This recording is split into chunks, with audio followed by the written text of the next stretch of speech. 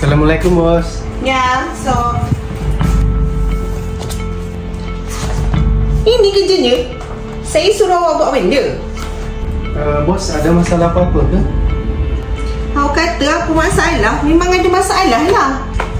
Kau ambil balik kerja kau ni, kau buat balik ni.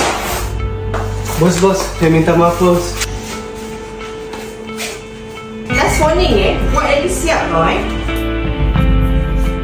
Mana ibu ni dah pukul berapa?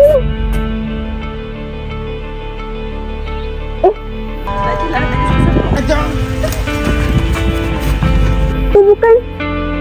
Kena bagi tahu ibu ni. Masuk. Waalaikumsalam. Billy? Nizan? Billy? Nizan? Apa nak jadi dengan awak berdua ni?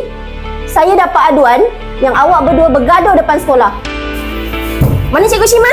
Mana Cikgu Shima? Awak ke Cikgu Shima? Ya, saya. Kenapa tahan anak saya? Abang Puan, sebenarnya saya tangkap anak Puan bergaduh dekat depan sekolah tadi. Apa ni Cikgu? Anak saya baiklah kat rumah. Takkan dia buat hal tak senonoh pula kat sekolah. Jom adik ikut Mama. Jangan layanlah Cikgu ni. Puan, sabar. Puan. Assalamualaikum. Berat betul rasanya. Ya Allah, kenapa bersepah ni? Ya Allah. Yang? Oh, Yang. Sabar bang. Saya tengah prepare dah ni. Awak ni, saya pun penat juga. Jangan biarkan kita bersepah. Ya bang, saya tahu. Saya tengah sediakan makanan ni. Sekejap lagi saya kemas lah.